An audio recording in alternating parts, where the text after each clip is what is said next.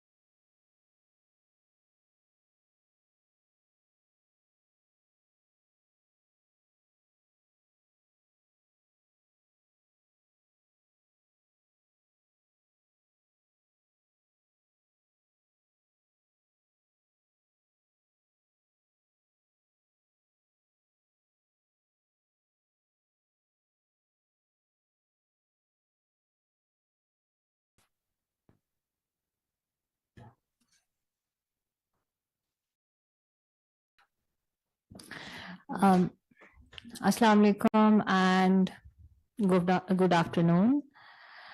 I welcome you all to the 26th Sustainable Development Conference of SDPI and to this session. And this session is to understand how transforming food systems can help us to eradicate hunger and malnutrition. As you know, Pakistan is striving hard to achieve food security. A silver lining is there, but yet a lot needs to be done to materialize this lofty goal. In UN Food Systems Summit 2021, Pakistan pledged to transform its food system with the goal of achieving zero hunger by 2030. Despite being among the top 10 producers, Pakistan ranks lower in global hunger index. Around 42% people in Pakistan are either moderately or severely food insecure. Affordability and climate change are the two main factors intensifying hunger and food insecurity in Pakistan. So today's session is an basically effort to explore why a country like Pakistan with greater good agricultural potential is still failing to cope with the crisis of hunger and food insecurity. This session is a collaboration with Global Alliance for Improved Nutrition, GAIN International, and we are grateful for this partnership to put collaborative efforts and pave the pathways for resilient and sustainable food systems. Ladies and gentlemen, it's an honor to have with us a group of distinguished speakers and panelists, both in person and online, whose expertise and dedication have made a profound impact on the landscape of resilient and sustainable food systems.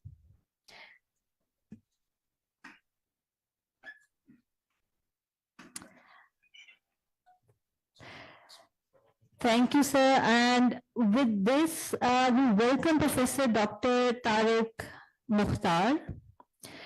He is currently holding the positions of Dean of the Faculty of Agriculture, Chairman of the Department of Plant Pathology, and Director of the Institute of Hydroponic Agriculture at the Agriculture University, Rawalpindi.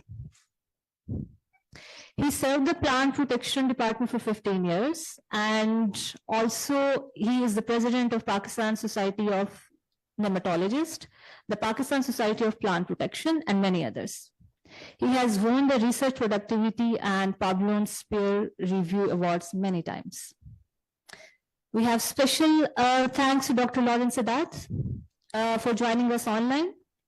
He is Executive Director, GAIN. In his capacity, he was one of the drivers behind the initiative on climate and nutrition at COP27 and in 2022. He also chaired Action Track 1 of the 2021 UN Food System Summit to ensure access to safe and nutritious food for all. And he was the co-founder of the Standing Together for Nutrition Consortium. Prior to joining GAIN, Dr. Lawrence was the founding co-chair and lead author of the Global Nutrition Report from 2014 to 2016, and also served the Institute of Development Studies and IFPRI and the steering committee of the high-level panel of experts of the UN Committee on World Food Security. We have another distinguished speaker online with us, Mr. Jamie Morrison. He is a Senior Advisor, Policy and External Relations at GAIN. He joined GAIN to support national and global initiatives to strengthen food systems policy. Formerly Director of Food Systems and Food Safety at FAO, he brings more than 25 years of experience in the provision of research, capacity development, and technical assistance on the impact of trade and economic policy and processes of agricultural development and food system transformation. We are honored to have Dr. Ghulam Sadiq Afridi with us in person. He is the member Social Sciences Division, Pakistan Agricultural Research Council, which is an apex agricultural research organization at the national level. He is also the secretary of Technical Working Group on Food Systems Transformation, which is a multi-sectoral platform that supported government of Pakistan in preparing for the UN Food Summit 2023. We welcome another distinguished panelist, Dr. Shaheen Ashraf Shah from WFP. We are thankful she is with us in person. She is a gender and development specialist. Currently, she is heading the gender protection, disability, and PSEA portfolios for the UN WFP across Pakistan. She has a wealth of credentials in gender and development, and also served as a visiting research fellow at several esteemed institutions, including Columbia University, USA, and University of Western Australia. It's my pleasure to welcome and introduce Mr. Faz. He is a senior policy advisor at GAIN Pakistan. He has more than 25 years of diverse development sector program management, supply chains, and policy influencing experience in public health, food systems, and urban governance. He is also a core team member at the National Secretariat on Food Systems, that is with the Ministry of National Food Security, with the key objective to support the process of Pakistan food systems transformation. And definitely, special thanks to all of the participants who joined us in person and online. Welcome again. Now I request Mr. Faz Rasool for his opening remarks. Thank you, sir. Over to you.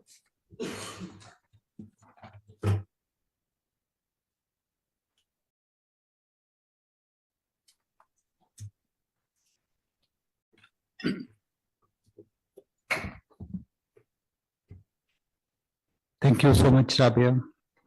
Auzubillahi minash shaitanir rajeem and Bismillahir Rahmanir Rahim. And Assalamu alaikum and very good morning. Good afternoon for local colleagues and my colleagues from Global Office in the morning. Ladies and gentlemen, our esteemed guests and distinguished participants, it is with immense pleasure for me and honor to welcome you all over here on this 26th Sustainable Development Conference, which is being organized by Sustainable Development Policy Institute, SDPI. This session towards affordable and resilient food systems in Pakistan is being convened, as Rabia mentioned, in collaboration between SDPI and Global Alliance for Improved Nutrition, GAIN. Our collective challenge is substantial, I would like to mention over here. And we all are kind of evident for that if we look into the global perspective, overall 3.1 billion population at the globe are the people, those are unfortunately unable to afford healthy diets as per 2021. In 2022, an estimated 148 million children under 5, they are unfortunately stunted. And if we go into further deep, unfortunately, 45 million children are wasted. So this is a serious and kind of very challenging picture for all of us to look into the overall food insecurity situation, which is reflecting in the shape of malnutrition across the globe. Looking into Pakistan, undernourished people, which is touching the percentage of 18.5%, it's almost 43 million. On the other hand, severely food insecure people in the country are almost slightly more than 30 million. If we look into moderately and severely food insecure people in Pakistan, unfortunately, almost 100 million people, they are facing this serious trouble. But in addition to all of these challenges, 33 million people from Pakistan, they have unfortunately been affected and impacted by climate-induced floods, implications, and those have been disturbing the lives of more than 33 million people of Pakistan. In addition to that, during grappling with the aftermath of Russia-Ukraine wars, there is in the region, there is now being faced by the Israel and Palestine conflict. So this is how the situation on food security is being affected in different contexts. Dear participants, in our collective pursuit to sustainable development, the pathway to transforming food systems in Pakistan is a critical journey. As we stand at the intersection of environmental challenges, economic uncertainties, and evolving global dynamics, the need for an affordable and resilient food systems have never been more compromising and pressing. Pakistan's unique position in global context with its diverse agro-ecological zones present both opportunities and challenges. The transformation of our food system is not only essential for addressing local food security concern, but also plays a pivotal role in contributing to the global efforts to achieve the Sustainable Development Goals. What we have realized that we cannot ignore the global dimensions of the challenges we face in the more global context. So the state of food security around the world demands our collective attention and collaboration and collaborative actions. From fluctuating climate conditions to economic disparities, the complexities of our interconnected world requires innovative solutions and quite robust partnerships. My dear colleagues, because of global efforts, those are being led by the global events like UN Food System Summit that convened in 2021. And after that, UNFSS2, which was also the stock-taking moment, which happened in 2023, July. So there is a traction towards food system transformation, and our environment is quite enabling, what I would say.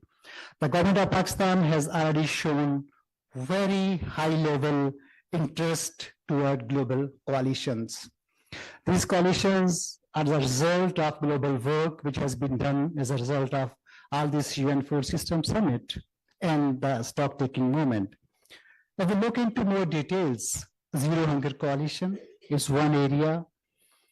Healthy Diet Coalition is second, very interesting and very important area, then the School Meal Coalition. These are the three key global coalitions on which Government of Pakistan has exhibited very high level interest and very high level support to adopt into local context.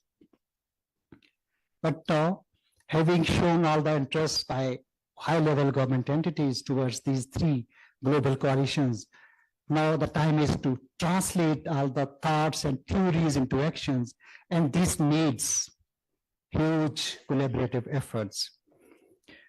Furthermore, our discussion today, which will eventually be started by Dr. Lawrence Sadat, it will also cover the overall, it will also emphasize the imperatives of partnerships, and this partnerships concerns and its implications would be discussed and shared by our colleague Jamie Morrison, because we believe that no single entity or sector can tackle the multifaceted challenges of food systems in not only in country but at the global level.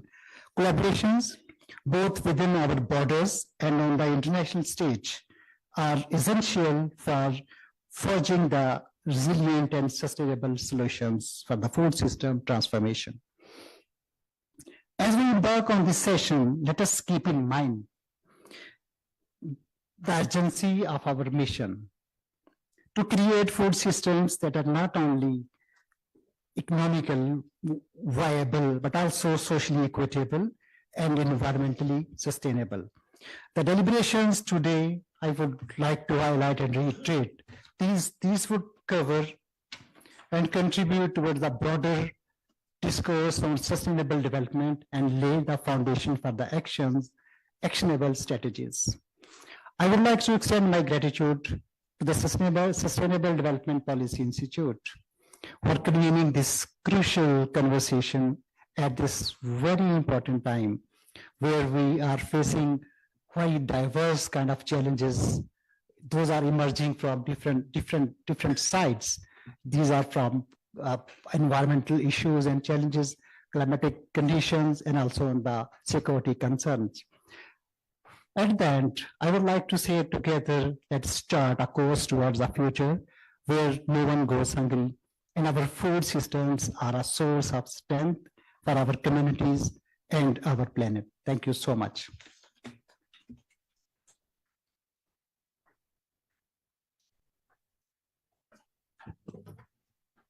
Thank you, Mr. Faz, for highlighting and the landscape of the nutrition and food insecurity in Pakistan, and obviously setting the scene for the discussion during the session. Now I invite Dr. Lawrence Sadat, Executive Director, GAIN, for his expert views on food systems transformation at the global scale, and with the focus on commitment and progress. Over to you, Mr. Dr. Lawrence Sadat. Thank you, SDPI colleagues. Can you hear me okay? Yes, loud and clear. Great, thank you.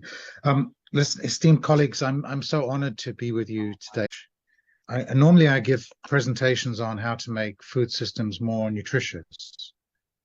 But this challenge was present something on how to make food systems more resilient.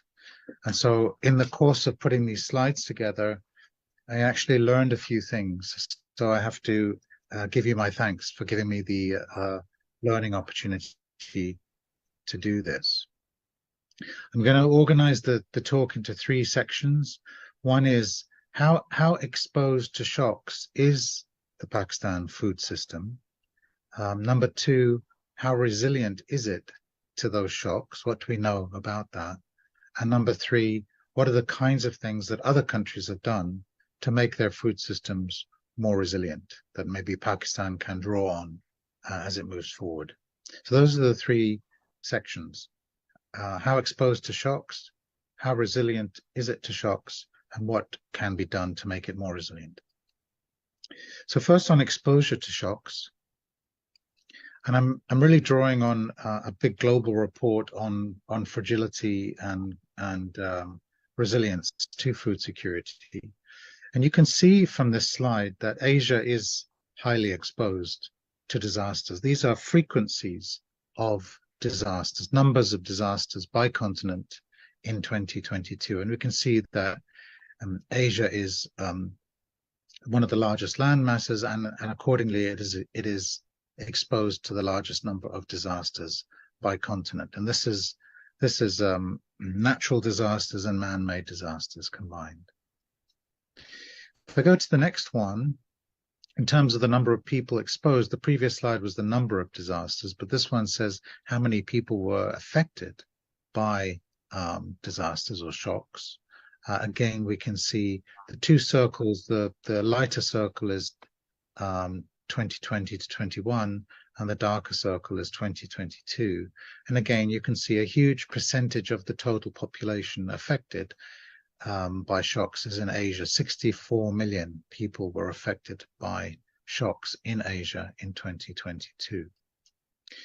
From the same report, the Relief Web report, you can see the internet address, the bottom left-hand corner.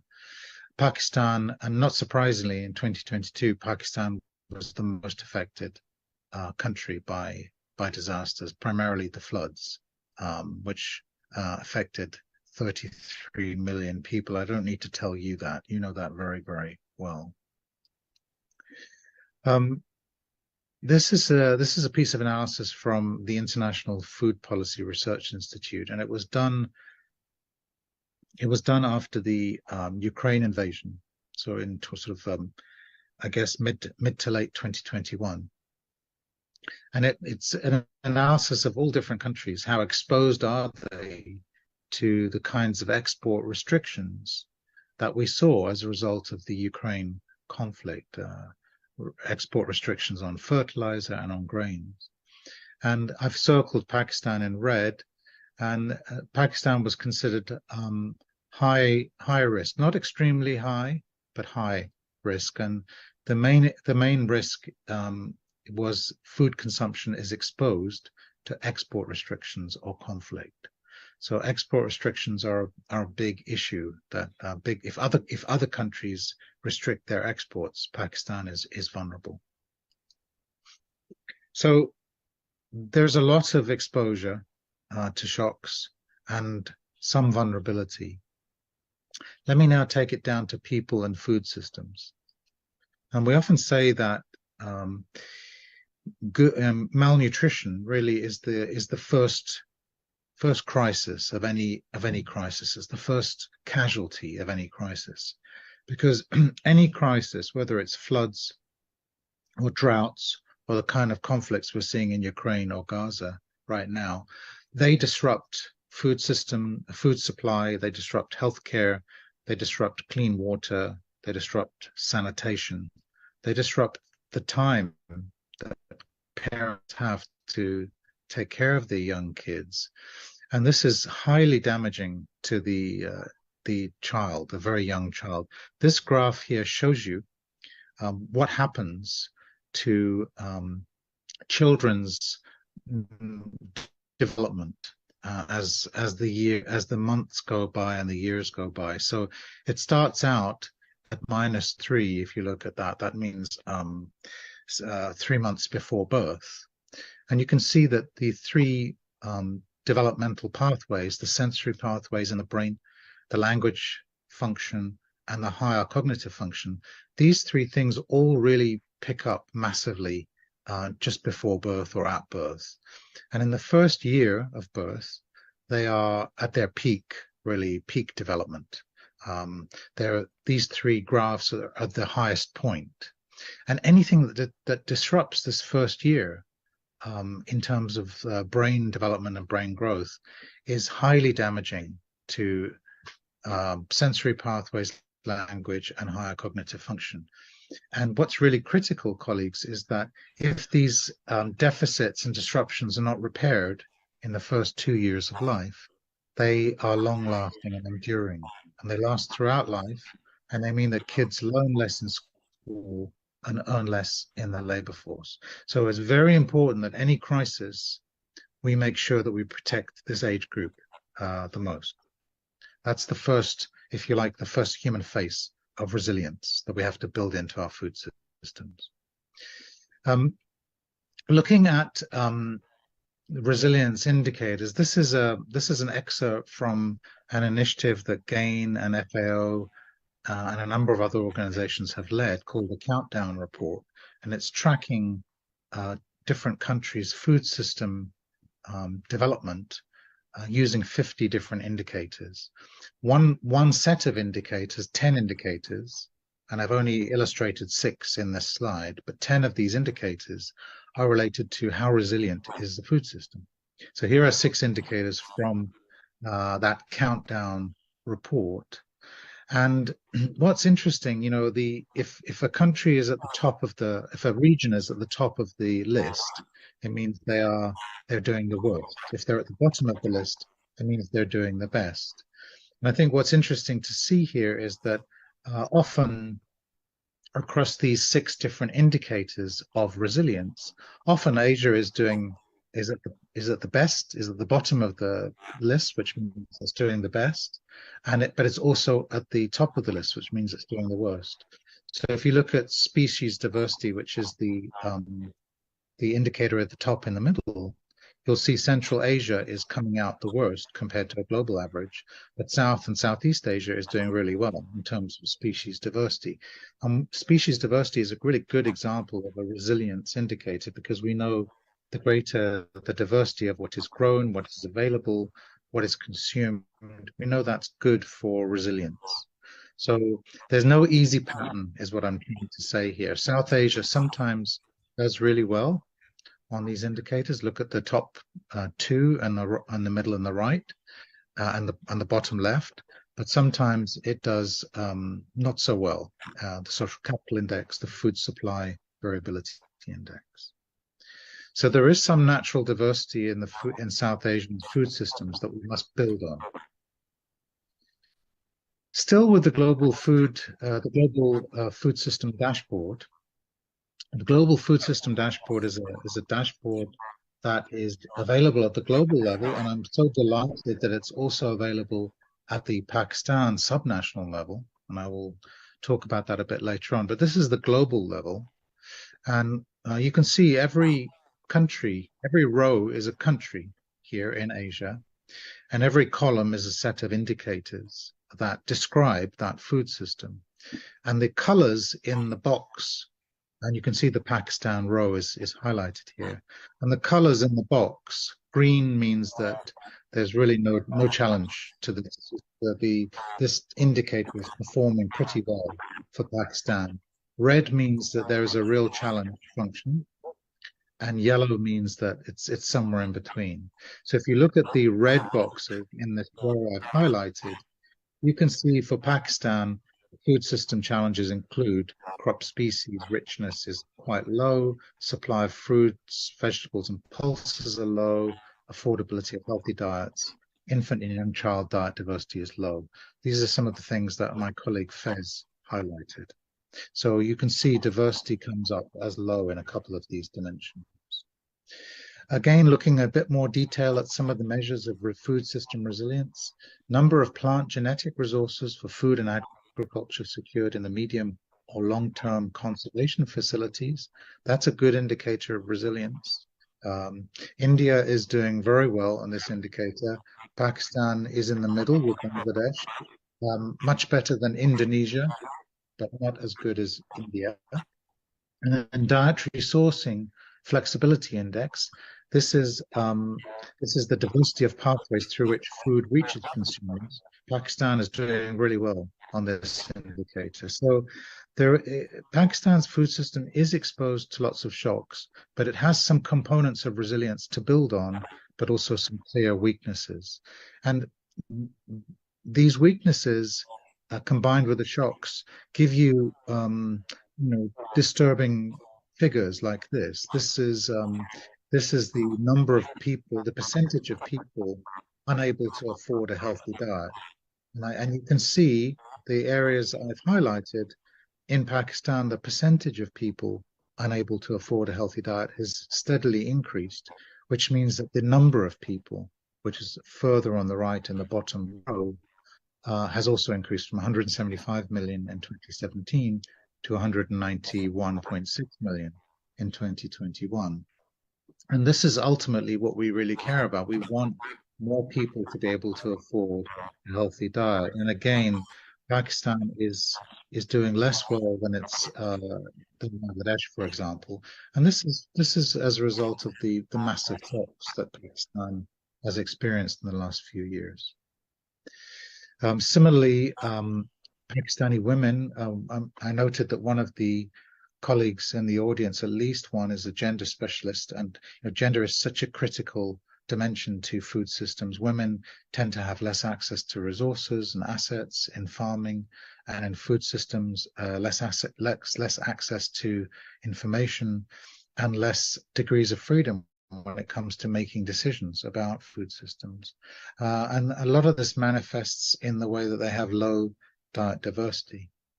And again, in Pakistan, this is a report that Harvard, Gallup, and Gain did using a minimum diet diversity for women, which is a SDG indicator. And again, I've highlighted Pakistan's performance here, better than India, but lower than many other countries in South and Southeast Asia. So there's some good news there, but mostly not good news. I think the good news is that we can make food systems more resilient. First, what is resilience? And we can come up with lots of really fancy technical definitions, and I think there are at least 50 or 60 definitions out there. But my favorite one is just very simple. It's the ability to maintain function under pressure, shocks, and stresses. So there are sort of four groups of things that we can do to promote resilience in food systems. The first thing in the top left-hand corner is just to increase diversity in the food supply. Diversity is the antidote to fragility. Whenever we are facing risks in our daily lives, in any walk of life, we're told diversify your assets, diversify your income sources, diversify your source of knowledge, diversify what you have, because that's a way of spreading risk. And again, it's the same in food supply. So diversify the types of foods grown. Don't over emphasize the staples. Staples are absolutely critical. They're the core, they're the base, they're the anchor for diets. But you can't ignore pulses, fruits, vegetables, dairy, eggs, these kinds of foods. We have to invest in their productivity, and we have to invest in reducing food loss for those kind of foods. We have to diversify where food is grown, and that's very clear. That's very clear in a geographical sense, because one area might be much more prone to natural shocks or conflict shocks than others. And then we also need diversity in who grows the food. We need a nice portfolio of small, medium, and large farmers. We need women farmers as well as male farmers. We need diversity in all of these different dimensions. We also need to make staples more nutritious. Often, in any kind of crisis, the consumption of nutritious foods, things like fruits, vegetables, pulses, eggs, dairy, poultry, fish, these kinds of foods, they're more expensive and they're more perishable. So in any kind of crisis, we tend to fall back on staple foods, cereals and roots and tubers. So it's very important that these kinds of foods also have lots of nutrients in them. So we can scale up biofortified foods. These are foods that are using conventional breeding methods, have higher levels of iron and zinc, like iron and zinc lentils, for example. And we have to increase coverage of foods that are fortified in a conventional way by adding premix, mixes of vitamins and minerals to staples like wheat flour, like salt. And I note that in Pakistan, I couldn't find any data on wheat flour fortification. That seems like a really good opportunity. And I think salt is voluntarily fortified, but not mandatory fortification for iodine, which of course is really critical for preventing goiter and many other illnesses and conditions. The third thing we can do is to build nutrition into social protection. Pakistan has some very good social protection programs, but from a casual look at them, there's a sense that they could have a greater impact on women and children's nutrition by introducing more social and behavior change communication. So if it's a cash transfer, can we direct a bit more of that cash towards the consumption and purchase of nutritious foods? If it is a food-based social protection program, can we focus a bit more of the social protection program on linking to local food production and local markets, especially for nutritious foods, to stimulate them? So again, there are lots of opportunities in social protection. And then finally, bottom right-hand corner, can we get a better balance of domestic and import supply for food? So imports, we know, are one of the first things that are disrupted during crises, especially crises that affect many countries or neighboring countries, a region. Can we increase diversity? This is another dimension of diversity. Can we increase diversity in length of supply chains? We don't want only to be consuming local foods, because local foods are very vulnerable to local shocks. But we don't only want to be reliant on big, long global value chains either, because they are highly susceptible to all sorts of political decisions. So we want a nice mix of local, national, regional, and global value chains and supply chains. Do we have that at the moment in Pakistan? We want to reduce export restrictions in times of crisis. This is really challenging for any, as you know, any policymaker in any country. The first tendency is to restrict exports to protect your own population. But I think, again, you have to get the balance right, because if you start restricting exports when any crisis starts, then you can't rely on your neighbors to not do the same. They will do the same. And then sometimes you will really need your neighbors to not restrict their exports so you can benefit. So anything you can do to, again, get the balance right between when to restrict exports and when not to.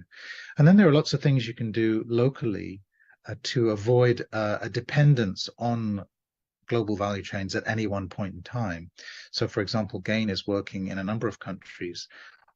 Can we develop local facilities for premix storage so that we can fortify food, so that we don't have to rely on global value chains at any one point in time to fortify staples such as wheat, flour, and rice? Can we develop local premix facilities that are less dependent on exports at any given time? In all of this, data are really important. I often say, if you don't have data on your food systems, you just have opinions, really. And opinions are not the strongest thing to base policy on, especially when you're trying to build resilience. And so much resilience is geographic and spatially determined, because shocks tend to be quite geographically determined. And so it's really important to have subnational data about your food system.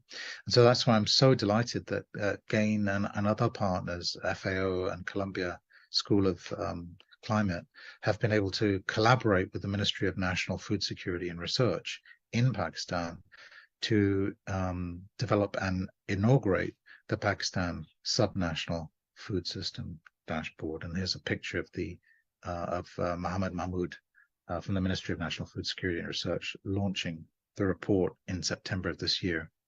So, colleagues, that's my presentation, my summary. Pakistan is highly exposed to shocks. That's no news to you. Pakistan's food systems are vulnerable to shocks. Again, perhaps no news to you, but perhaps some of the dimensions of vulnerability are interesting and useful. This really profoundly affects the nutrition of individuals and hence their future resilience to shock. So if you like, malnutrition is the intergenerational transmission mechanism for making fragility today translate into fragility tomorrow. And so good nutrition can be the way to break that intergenerational cycle and make resilience today equal resilience tomorrow. But there are many ways to build resilience of food systems, and GAIN, along with other partners, is really happy to work with the government and SDPI and others to help the government build more resilience into its food systems.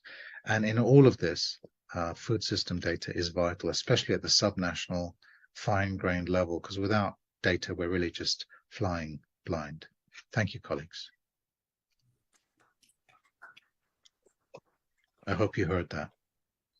Thank you so much, Dr. Haddad, for such an insightful and eye-opening presentation on Asia's vulnerabilities to climate change and disasters, and also highlighting the Pakistan-specific suggestions and key updates that obviously a good source of learning for all of us. Now I request Dr. Jamie Morrison. He is Senior Advisor Policy and External Relations at GAIN. I request him for sharing his expert reviews on advancing food security with the focus on partnerships for food systems transformation. Over to you, Dr. Jamie.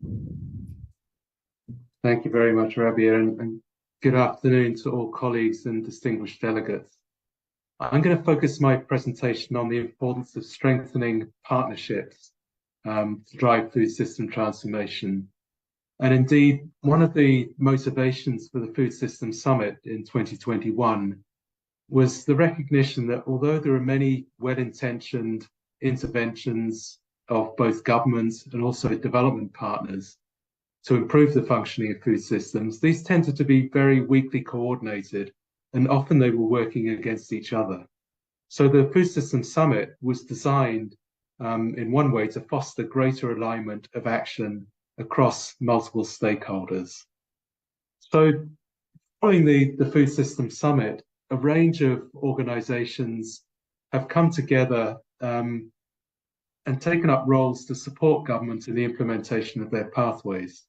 And you'll know in Pakistan, there are many organizations, both national and also global, such as GAIN, the UN organizations, who are supporting the government in different ways to take forward the pathways. And collectively, these organizations have been referred to as the ecosystem of support, and they can play a key role in helping to progress food systems transformation agenda if that ecosystem is functioning optimally. So in this presentation, I want to draw on a recent paper that we developed with David Nabarro and colleagues at 4SD, where we analysed early experiences of the emerging ecosystems of support in a number of countries which GAIN is supporting, including Pakistan.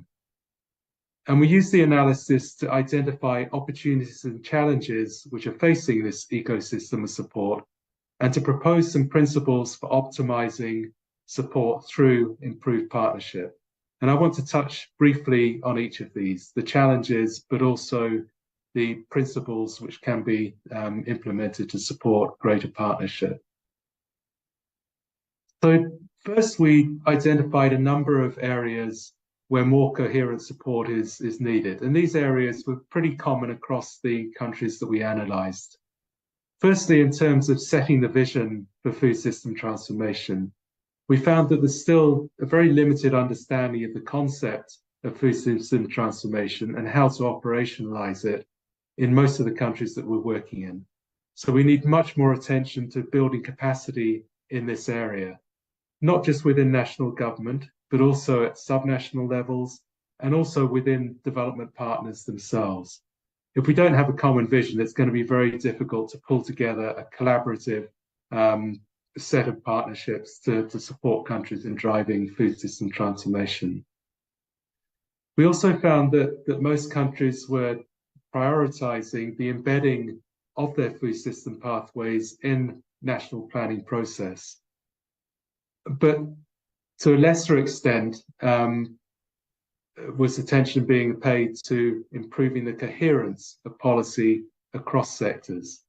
So food system transformation is being used as a mantra for the work, but in many countries, individual sectors tend to be working still in isolation of each other. And so we're still seeing gaps in coherence in policy across these different sectors. So when we're embedding food system transformation in policy processes and planning processes, we need to pay a lot more attention to improving the coherence of those policies across different sectors. Another key gap we found was in relation to finance and investment. And this is a particular weakness in all countries, and not helped by the fact that most countries don't know how much of their budget, or indeed overseas development assistance, is being allocated to help achieve different food systems outcomes.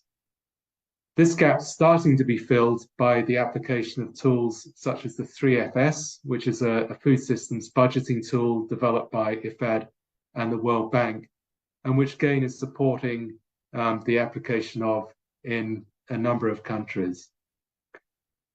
Data gaps, Lawrence has already referred to the insights that can be generated by improved data. He referenced both the Countdown Initiative and the Food Systems Dashboard. And I think, yeah, these sorts of platforms which bring together data on different components of food systems are going to be really important in fostering greater coherence in action at different levels of policy as we take the agenda forward. Another area which came through strongly in most of the countries that we analysed was the need to strengthen food systems coordination units, and particularly pay more attention to their positioning within government structures. In most countries still, food system coordination units are linked to or even embedded within ministries of agriculture. This certainly isn't the case in all cases, and I know in Pakistan that the food system coordination is embedded in different parts of government and is strengthening the relationship across sectors. And finally, issues around devolving decision-making. What we found is that there is a key role for subnational governments in taking the food system agenda forward, but this is often being undermined by limited devolution in decision-making, and particularly in the alignment of budget allocations from central to provincial or district government in helping to support them to take forward the food systems agenda. So with these areas of support identified, we also looked at what that meant in different country contexts. And I think it's really important to illustrate this before introducing a set of principles which may be useful to strengthen the ecosystem of support. We also need to be very cognizant of the fact that there are big differences in country contexts. This can relate both to issues of shifts in political momentum, for example, elections, which bring in their own changes in government priorities, but also changes in priorities which occur after shocks. And we've already heard the floods in Pakistan referred to, which generated a greater level of awareness, perhaps, and interest in areas around food security and the prioritization of policy in taking food security forward. Differential local ownership of food system processes is also an important distinguisher between countries.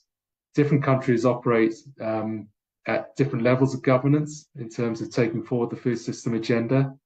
And we find that, and this will come through in the principles as well, that recognizing the localization of food systems transformation is very important in identifying how we can strengthen partnerships and support of food system transformation.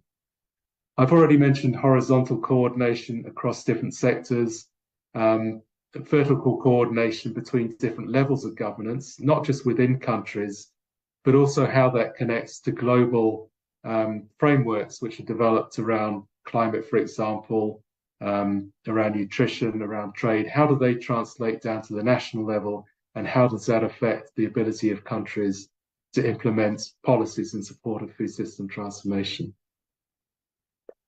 At the same time, we also identified a number of weaknesses within the ecosystems that support themselves, and which we found are delivering against the provision of effective support to governments. And I've listed a few of the more significant ones on this slide. So to take a couple of examples, different organizations have very different approaches to supporting governments in taking forward their pathways. Some organizations are still very focused on their mandates, and other organizations are trying to introduce a food systems approach. And I think these differences in approach are still constraining our ability to partner in support of governments. We also find that there's a lack of coherence in which parts of government the ecosystem of support should be connecting to. Ideally, it should be through the national convener, but different organizations also have their ministerial focal points. FAO, for example, the Ministry of Agriculture, IFAD, the Ministry of Finance. And so it becomes difficult as well within the ecosystem of support to have that coordinated approach to government to ensure that we're providing much more effective and coordinated support in taking the food system agenda forward. And another issue that comes up quite often when we're talking about food system transformation is the need to recognize the trade-offs between different food systems outcomes. For example, between nutrition outcomes and climate outcomes, between climate outcomes and inclusiveness outcomes. Different organizations clearly have their own priorities. As GAIN, our priority clearly is improved nutrition. As FAO, perhaps more focused on agricultural development, food security, as an example. These nuances or differences also make it quite complicated in forming effective partnerships and collaboration in support of government. So these are all issues that we've identified within the emerging ecosystems of support. They're not to say that the organizations are not willing and eager to collaborate more effectively, but they are constraints that we're facing that we will need to be working around. So how can we move forward to strengthen partnerships through the ecosystem of support? And here I think there are several principles which, if followed, should lead us in a better direction. The first one, which I've mentioned already, is that too often organizations are still not adopting a systems approach. They're sticking to their mandates and to traditional delivery mechanisms.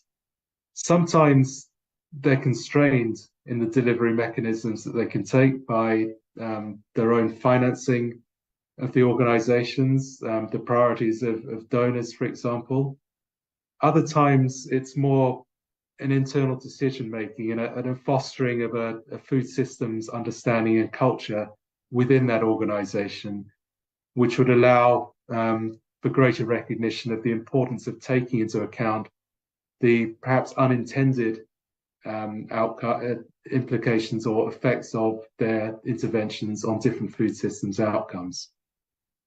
I think predictability is often an issue which is faced by many partners supporting governments. Predictability here in terms of the finance available. Often we're working in relation to short-term projects or program cycles. This makes it difficult to give predictable, to provide a signal to governments of predictability on the behalf of those organizations supporting government. Again, this can differ across organizations, making it difficult to foster that collaboration within the ecosystem of support. We would also suggest that it is critical that all organizations within the ecosystem of support take their lead from national government, and ideally through the national convener who is responsible for coordinating action on food system transformation within country. Issues of transparency and mutual accountability are also critical. What we've been trying to foster here is not a mechanism which would require additional reporting and monitoring on the actions of different organizations seeking to improve their partnership or the functioning of their partnership, but a way of accountability within the group. So cajoling each other in the right direction, sharing of information to ensure that different organizations are essentially moving in the right direction and moving in a common direction in supporting government. Finally, how can we put in place a set of mechanisms to allow the operationalization of these principles? And we identified 4 key areas or mechanisms which we feel would be useful to help move this process forward. Firstly, the need to maximize the relevance, quality, and synergy of the support that is offered. We need to be responding to demand. Often we say, as organizations, we're responsive to the demand of government, but I think still there is a lot of supply push in terms of the way that programs are formulated. We need to be much more cognizant of government and national stakeholder interests in formulating the type of support which is provided through the ecosystem. We need to be putting much more attention at the subnational level as well as the national level in order to do that. It's also very important to link technical assistance to investment. It's all very well providing advice on how policies could be made more coherent, for example, but unless budget is going and investment is going behind those priorities, it's unlikely that we would see the effective implementation. A second mechanism or area is strengthening the coordination and inclusivity amongst the ecosystem of support members. If we can get agreement to follow the lead of the national convener, I think that would be a key in fostering greater coherence in our support. Thirdly, regular connections to the national convener need to be organized. And this can play out in very different ways in different countries. Some countries have already established task force, which bring together the national convener and their team along with key organizations. Others have formulated task force across different ministries, which then link to the organizations that they're working most closely with. Again, just a more organized structure to ensure that information is flowing and that actions are coordinated in support of government. And finally, maintaining the viability of the ecosystem of support in supporting government. I mean, clearly, if an ecosystem is going to function effectively, it needs substantive contributions from the development partners which are involved in that, and a commitment to doing that in a coherent and coordinated way. We could also look at how the national ecosystems, in other words, those development partners working within the national context, can be better integrated with the coalitions, such as those that Faiz referred to at the beginning, the Zero Hunger Coalition, the Healthy Diets Coalition, etc. So in bringing the presentation to a conclusion, we still have a lot to learn about how effective partnerships can be developed in the context of food systems transformation. But I feel if we can adopt some of the principles which have been identified when partnering to support government, we should go a long way to overcoming one of the key barriers to effective food system transformation. Much of this learning will need to come from cross-country experiences, from sharing lessons across what works within one country and reflecting that back to others. One initiative that we've been exploring recently is to put together an Asian food system forum, which would bring together countries and organizations supporting them on a biennial basis to think through and share experience on progress on food system transformation and examples of how the food ecosystem of support is effectively supporting that. So with that, thank you very much, and back to you, moderator. Thank you, Dr. Jeremy, for being on time and also for highlighting the need for horizontal and obviously the vertical coordination. Yes, we do need to focus coordination, coherence, and inclusivity as a way forward. Thanks again. As we all know that availability and access to the data is crucial step to inform the policy formulation process. So now I invite Dr. Ghulam Sadiq Afridi, member Social Science Division, PARC, and we would love to listen his experience about data and research for food systems transformation.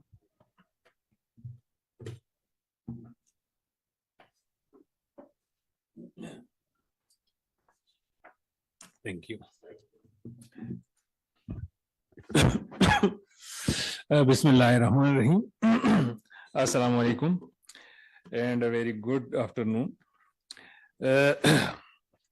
This chit has been shown in advance to me that you have only 10 minutes and talking over a very composite and complex terminology, food system, because it's not only the production or consumption aspect of the food, it's also covers the whole transportation, storage, governance, environment of food, and so many things.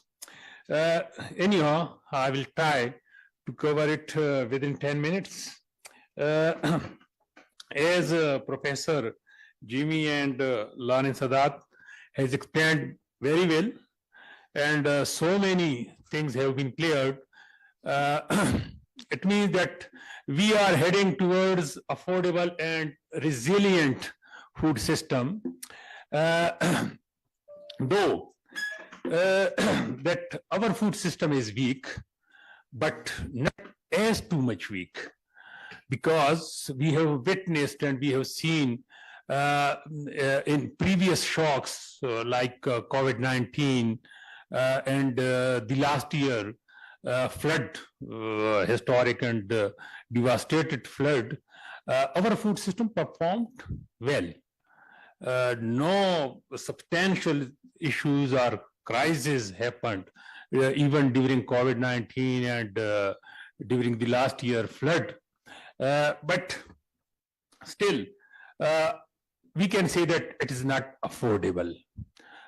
If you see, can you show me this slide on? Okay. Right. I was interested that to share these slides with you, but anyhow, if I talk about the production or the agriculture scenario of Pakistan, the global scenario or the are you sharing this? Okay.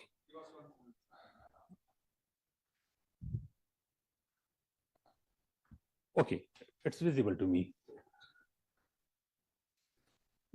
Second slide, please. Look at the global ranking. It's very, very pretty ranking. If you see the global ranking of Pakistan with respect to production.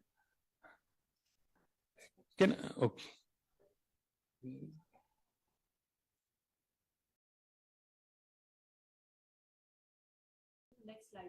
Next, look at, you can see that globally we are on 8th position. The total farm output, if you compare the total farm output of Pakistan, we are on 8th position. We are 2nd position in buffalo milk and buffalo meat, right? We are 2nd in chickpea production, 3rd in goat production, 4th in milk production, sugar cane, mango. You can see a list of commodities. You can see that we are ranking from 2nd to almost 15 or 13 position. Next slide, please. You can see that how much we are producing. We are producing more than 27 million tons of wheat, about 9 million tons of rice, 93 million tons of sugar cane, and we have jumped to 10 million tons of maize, 62 billion liters of milk. So all this reveal that the supply system or the production system is good. It's pretty well. But what is next? Please, next slide. And even you can see on the resilience point of view, that on the stability point of view, let take you 50 years back. If you compare our whole agriculture production or the supply system with the 1972 and 2022, you can see that we had 65 million people in 1972, and now almost 23 million. We have, it means that we have increased 3.3 times in our population, but we have increased 4 times wheat production, almost 4 times rice production, and 9 times sugarcane production, and about 7 times vegetable production during this span of time, or during the 50 years. Next, please. But if you have, and we have production system or stable production, resilient production, but what are the outcomes? See the outcomes, the food insecurity indicators, we can categorize food insecurity in 3 different dimensions. The first one is prevalence of undernourishment. Second, malnutrition, and the third, micronutrient deficiencies. You can see that under the undernourishment aspect of food insecurity, we are not too much bad or worse figures, almost 15% or 15%. It means that on average, Pakistani people are taking less caloric intake or calories than their requirement, than their body mass, as per their body mass index. But if you see the malnutrition figures, these are worse, even worse than Bangladesh and India. You can see that our stunting is almost 42%, wasting is almost 18%, underweight 29%, and you can see the third dimension of food insecurity, micronutrient deficiency. You can see that more than 80% vitamin D deficiencies in our women and children. Iron deficiency, you can see more than 50%, zinc deficiency, vitamin A deficiency, iron deficiency, almost 50% people are anemic, children and women. So the outcome, it means that our food system, where it is weak, it is weak on the utilization aspect of the food. And what Lawrence Haddad told, that Pakistani women have low dietary diversity. It is fact. But this low dietary diversity is by choice, not by virtue, what I think. As we are producing more than 33 kind of vegetables. 33 kind of vegetable in Pakistan. We are producing 28 kind of fruits. 22 million tons of vegetable we are producing. And we are producing surplus in different seasons. Even we are eating and feeding to the animals, most of our vegetables. You are witnessed. You can see in our rural areas. But what is the issue? Due to our diet, due to our dietary preferences, due to our choices, due to our taste. If you offer fish to our females, most of the female dislike fish due to their taste, due to their habits. So this is by choice, not by virtue, or not by the system mistakes or default. What is next, please? So the most driver for insecurity is our food losses and wastage. Our food losses and wastage can be estimated that we are wasting 19.6 million tons of food every year, right? And which can be aggregated that we are wasting about $4 billion US. And what is next, that not only that we are wasting or losing our food or our production system, each and every Pakistani waste 75 kg of their prepared food every year. 75 kg prepared food, not in the farm, in the storage, at their homes, at the restaurant, at hotels. So if we can manage this, we can feed to 42 million of our people, if we reduce these losses and wastages. Next, please. So what we are going to transform our food system. I am thankful to GAN and other development partners that we have successfully submitted the UN Food System Report, which was developed in Pakistan Agriculture Research Council. And these were the 5 action tracks that on working these action tracks, we can transform our food system to be affordable, to be resilient. And under these action tracks, we have developed national pathways, thematic areas, and we are going by next month, we are organizing national with the provincial stakeholders, how to develop action plan for the thematic area, for these action tracks. Next, please. These are the 7 thematic areas which we have submitted to United Nations Food System Summit, that how we can develop our crop livestock productivity enhancement through interactive based system, post-harvest losses and wastage. This is very important. In our policy, we are working a lot for our wheat production. We are incentivizing our inputs, we are subsidizing our fertilizer, seed, and so many, but we can't get breakthrough because for the last 11 years, our yield, wheat yield is stagnant. It's not go beyond 3,000 kgs per hectare. So why then we are wasting our energy in increasing productivity? If we reduce post-harvest losses in wheat, we can save 4 million tons of wheat. We can save $4.2 billion. So this is somewhat that what policy can we adopt, or what action we should suggest, or we should initiate project in which direction. So next, please. These are the game-changing solution.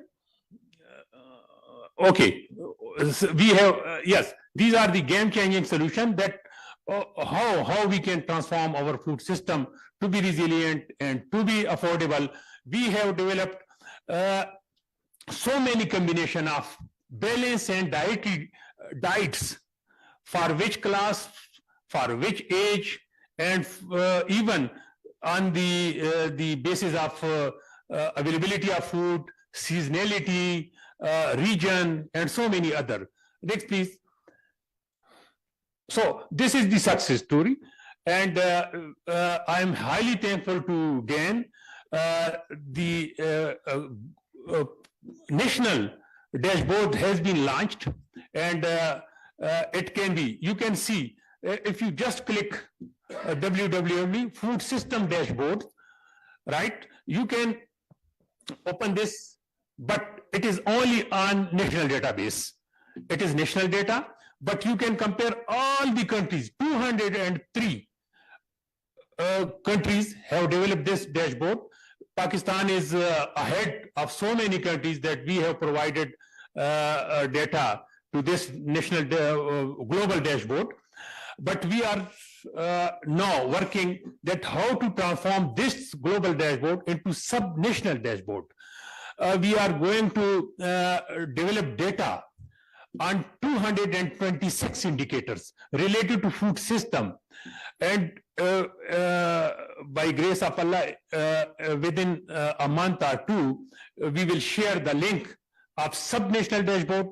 You will see and compare data of our provinces, even on district level data for 226 indicators. Next, please. Yes, this is our Pakistan sub-national food system dashboard. It was a global dashboard, though we are, and one thing more, that this is not dynamic, though it is static dashboard, but you can see and you can retrieve data since 1960 up till 2023 for each and every indicator related to food system. That is production, consumption, outcome, food environment, food supply chain, and so many others. Next, please. Thank you. I think I am within my time limit. Thank you. Thank you, Dr. Afridi, for bringing some positive aspects of Pakistan as well and elaborating the sub-national Pakistan food security dashboard. And now to highlight the gender perspective of a food systems transformation, we have with us Dr. Shaheen Ashraf Shah. She is Gender and Development Specialist at WFP. I welcome her comments on gender-inclusive approaches for food systems transformation. Thank you very much, Rabia. Distinguished speakers, honorable guests, ladies and gentlemen. It's really a pleasure for me to be a part of this forum, especially food systems. And I'm more glad to know that food system has started to talk about gender equality within the system. So it's really, really very good news. Dr. Lawrence mentioned about the status of women, Pakistani women, diversity in their choices in terms of taking food. And also, Ghulam Sadiq Saab also talked about that women, perhaps it's by choice. So I am a woman, I really love fish very much. I really like somebody offers me food, fish. I am the person who belongs to Indus civilization, and people of the Indus have been eating fish for long. Women have been fishing, women have been cooking fishes, and they love fish, myself as well. So when we talk about food systems, so Pakistan is an agrarian society. So let me ask you one thing. What is food system? Okay, so by definition, food system, all processes that involve food production, transportation, distribution, consumption, disposal. Now tell me, where are women? What comes in your mind when you think about all these words? Production, distribution, transportation. What comes? Yes. Men. Yes. Only men. This is what our food system is. So, for quite some time, there has been a push to transform existing food system to ensure equity, food security, better nutrition outcome. Despite strong commitment in Pakistan, despite strong policy and institutional framework for gender equality, the performance on the inclusion of inclusion in Pakistan has been very low. Whereas typical food system, I'm using the word typical food system, systematically marginalize women, reduce their status and that of their labor and increase male dominance. Okay, let me share you an interesting example.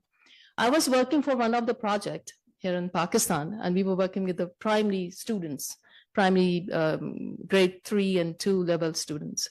So my responsibility was to ensure that the material we produce for the schools should have a gender aspect. So I got an opportunity to visit the school and talking to students. And I asked the students, open their works. They opened the works and they were the work and they were reading the lesson, the professions in Pakistan. And I asked students in the class, tell me, what do you want to be? The typical sawal hum karte hain, bade hoke aap kya banenge? So I asked the same question. What do you want to be once you are grown up? So most of the students, we are agrarian society, okay? The most of the students said they want to be pilot, doctor, engineer, and so many other things. No one said they want to be farmer. And we are agrarian society. We are not producing those who can produce food for us.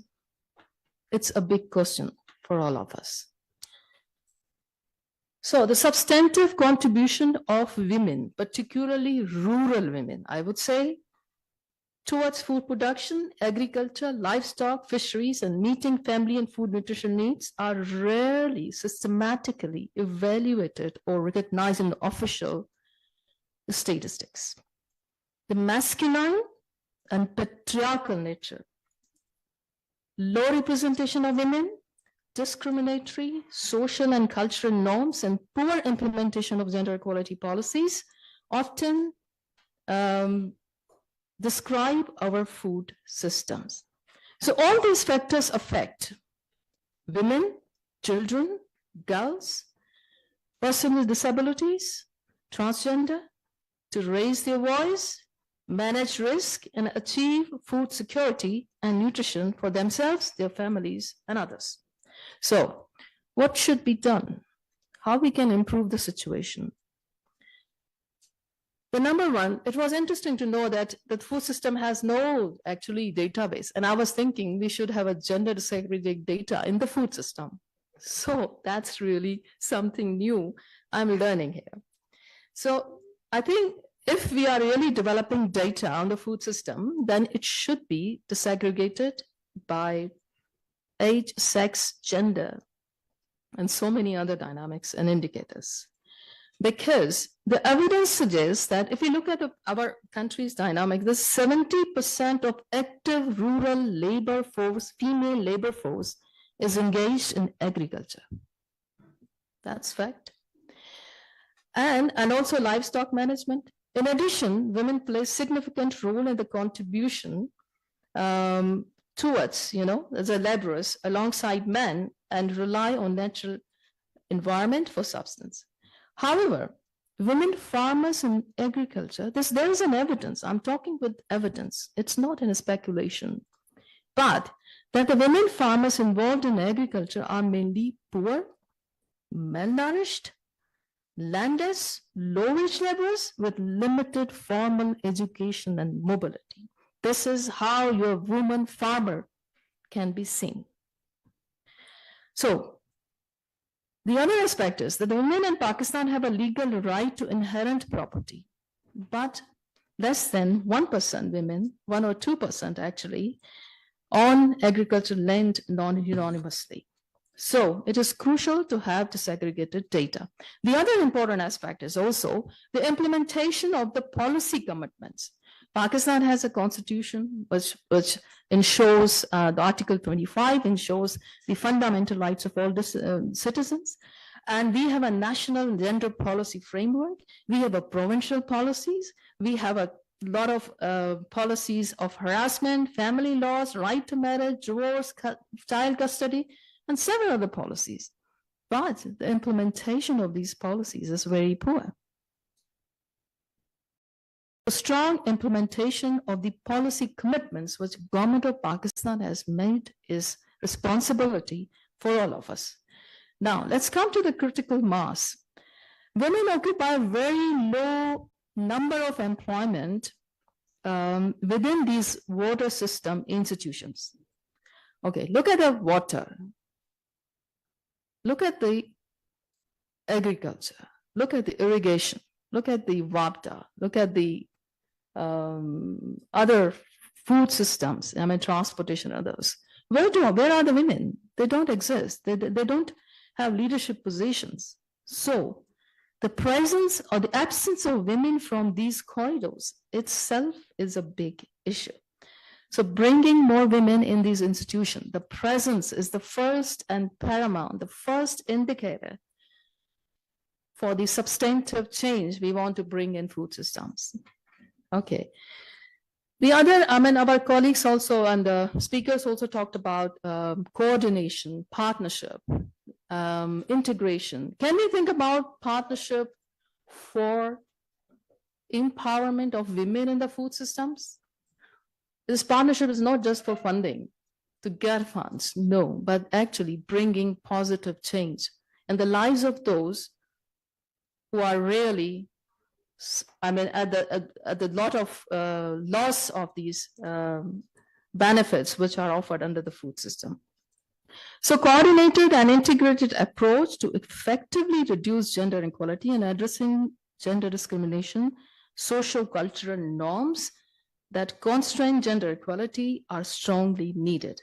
And I would say Pakistan is a young nation. In the nutrition community, adolescence is regarded as the second most critical and opportunity for physical and mental development, following 1,000 days from conception to 2 years of age. Here, I would like to mention a very interesting program run by World Food Program, which is the best nutrition program across Pakistan. And this is the program which is integrated sort of initiative, which talks about women empowerment, which talks about social protection. Dr. Lawrence also mentioned about the social security strong system we have. So it's a very interesting program which actually merge social protection, women empowerment, nutrition, and serving women and children under the age of 2. So I think these programs need to be scaled up at various levels. There's also a lack of access to market and capital and technology. Only 11%. 11% of women have bank accounts in Pakistan compared to 21% of men. 18% of women in Pakistan borrow mostly from informal sources. In addition to this, there is also a significant gender gap when it comes to the usage of mobile phone. So I think we need to invest in technology, capital market, rural infrastructure, especially providing rural women an opportunity to get benefit of these food systems. Financial inclusion is extremely crucial. At the same time, entrepreneurship, skill development, especially women, young women, and university graduates to be a part of the food system also needed. Last and very important is the engagement of men. Without the engagement of men who actually dominate this food system, it is almost impossible to achieve gender equality. So thank you very much.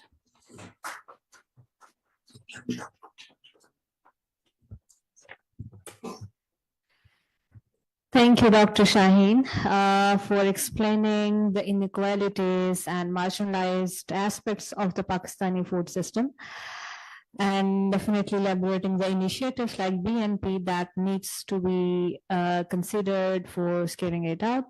Now, quickly, we will move towards the Q&A session. We have 10 minutes for this session. And really key pertinent question, please, if anybody have 3 to 4 questions, please raise your hand, and then we will have 5 minutes to respond to these questions.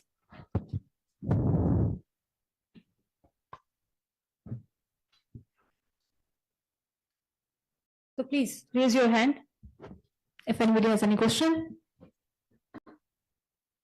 Yes, please. Thank you so much, Rabia.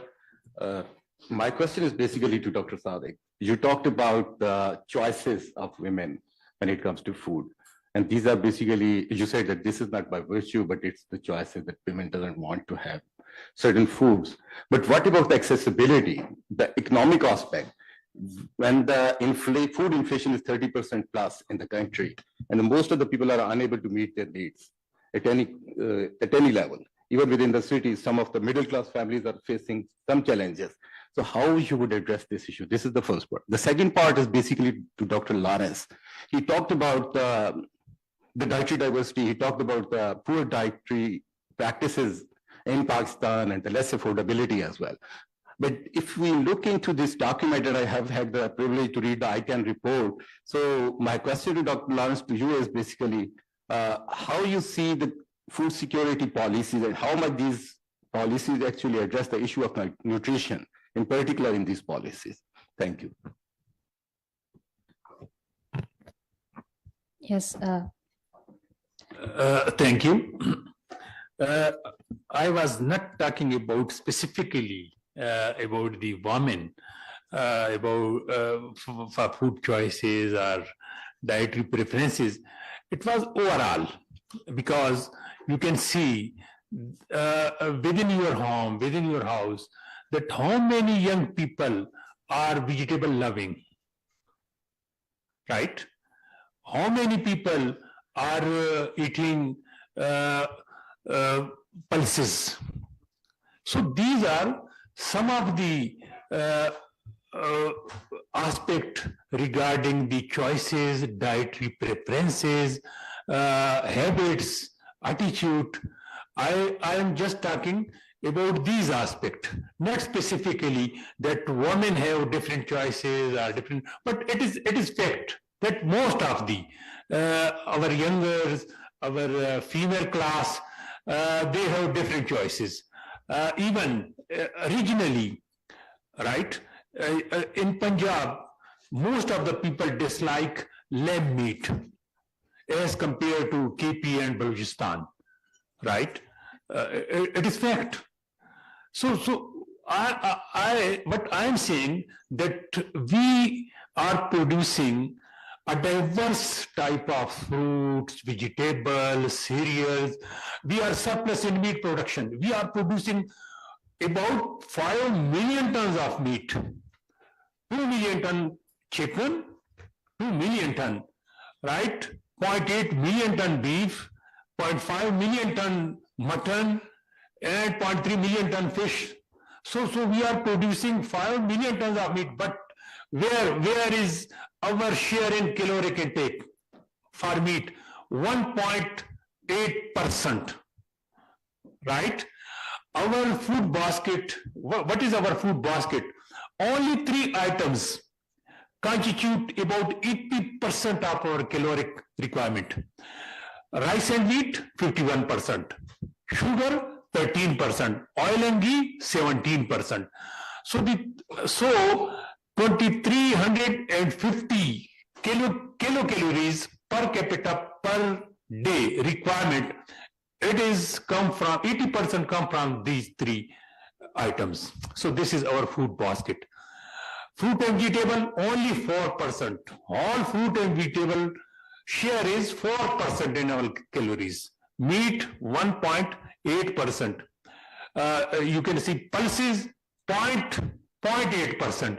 So if this is your combination, you are producing a variety of food, vegetables, fruit, cereals, and diverse kind of your regions, your weather, your season, then what is this? What is this? So this is a little bit, I think, our mistake. If we are going ahead in next phase along with mistakes, so it will bring no substantial results.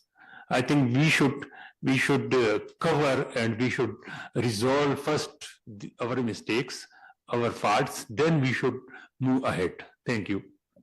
Thank you, Dr. Afridi. Just moving to Dr. Lawrence, I would request one more question, then we'll move towards responding to it. Yes, please quickly, sir. Dr. I heard you and it was really interesting, and what you are talking now, it is more interesting. So I wish you would have been also given some grace period to sort of show up your all slides. Having said so, I just want to ask you one question that your data would show that 3.3, you say population increase in 50 years, you see, and 4 times increase in the agriculture yield.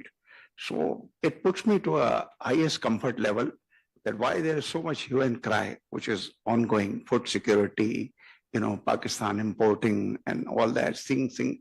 But otherwise, on the basis of this, your figures, I think that we are quite comfortable. Now, the second question is that you also talked about, if I can correctly understand, that 75 kilogram, you see, wastages per year per capita. You are talking about individual. Okay.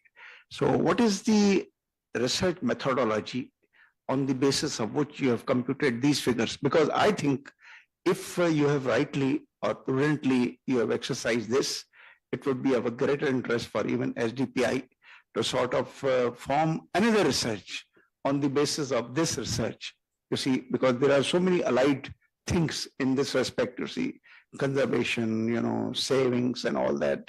So please, I'll be looking forward to hear to you. Thank you so much, sir, for a very good question. Dr. Afridi, before you, I would request Dr. Haddad to respond because he has to leave. Over to you, Dr. Haddad. Thank you. Thank you for the good questions and the good comments and the excellent presentations.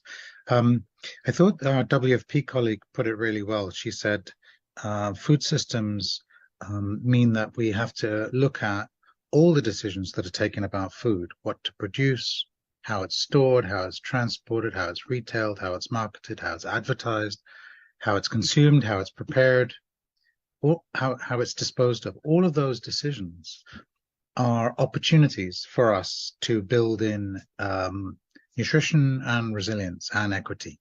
So all of those are opportunities. I think that's the way to see the food system.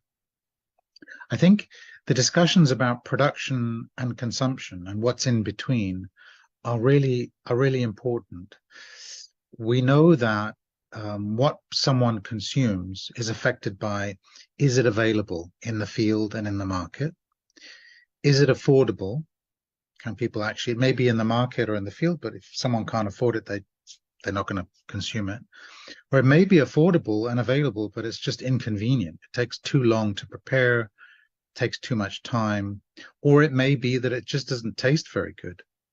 Or it may be that all the advertising and marketing that our young people are subject to today says to them that junk food is the way to go.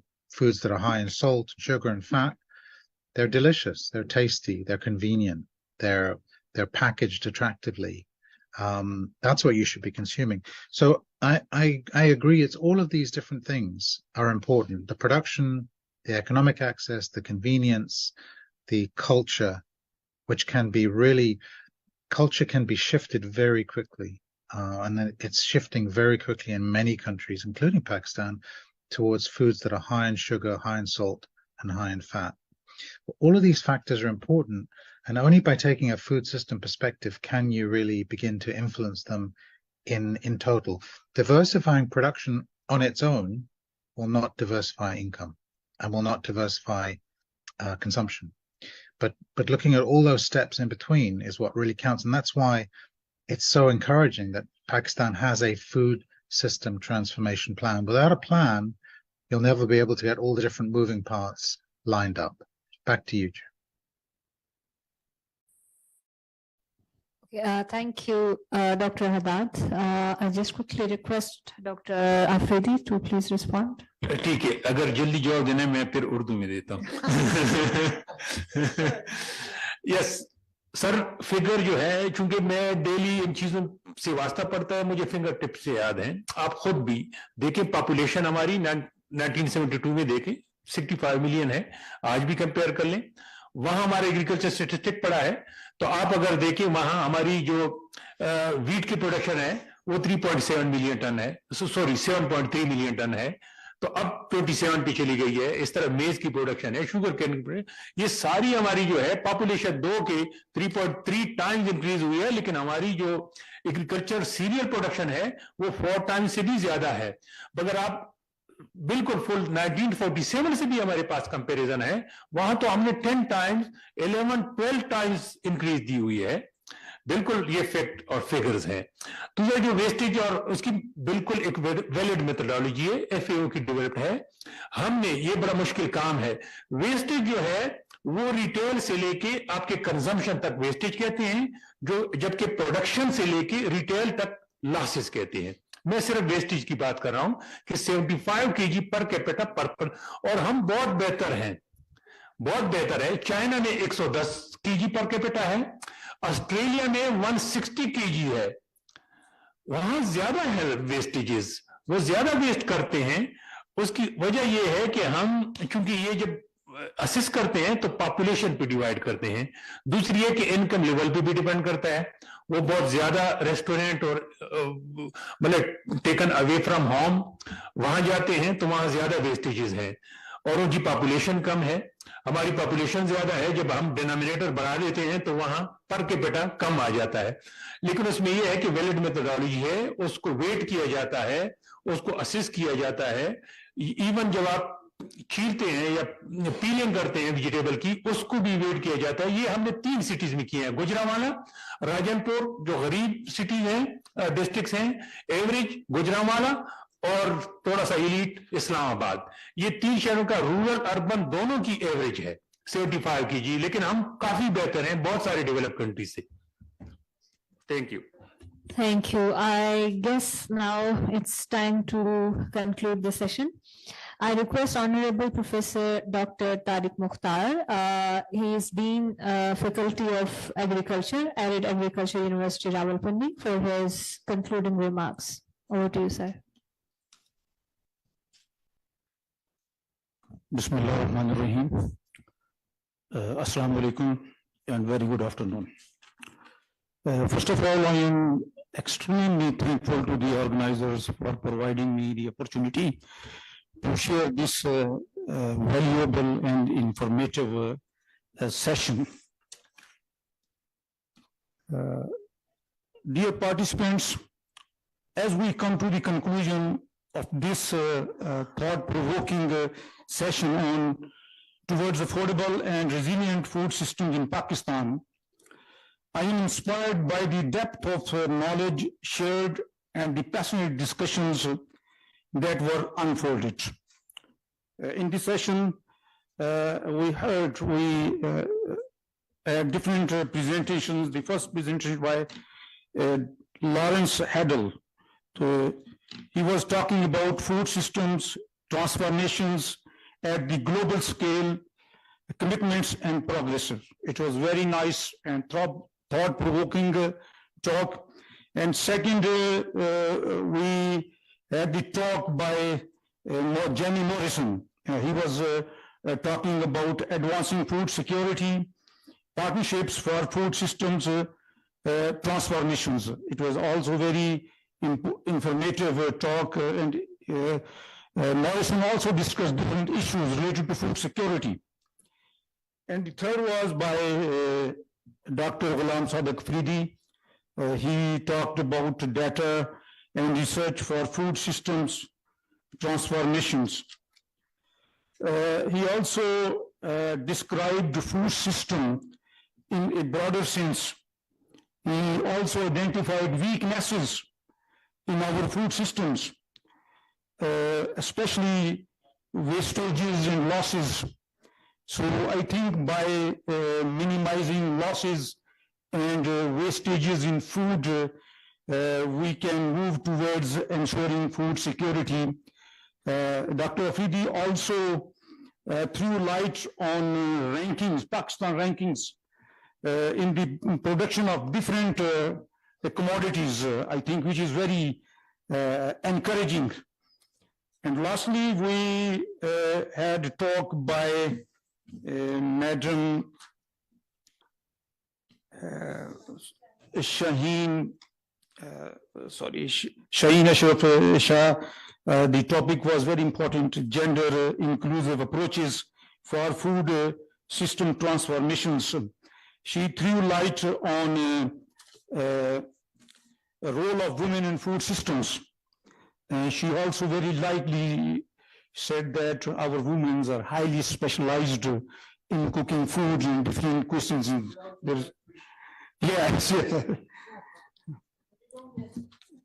So generally, our distinguished speakers have shed light on crucial aspects of achieving affordability and resilience in our food systems. It is evident from their talks and presentations that a multi-dimensional approach is essential, involving collaboration between government bodies, private sectors, research institutions, and local communities. The challenges we face are significant, ranging from climate change, impact to socio-economic disparities, but the solutions are within our reach. The emphasis on sustainable agricultural practices, technological innovations, and inclusive policies has emerged as a common thread or theme throughout the session.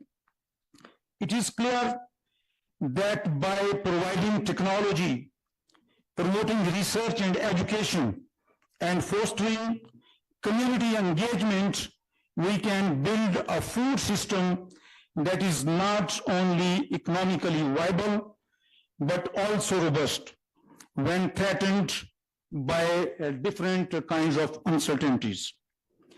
As we move forward, let us carry the momentum from this session into our respective fields of work.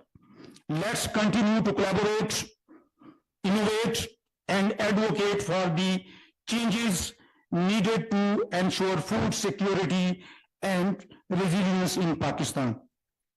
I am confident that with our collaborative efforts, we can make strides towards a future where affordable and resilient food systems are a reality for all. Thank you to our esteemed speakers and honorable participants and organizers for making this session a success.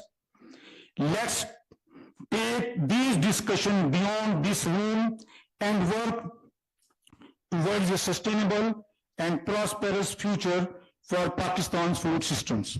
Thank you very much.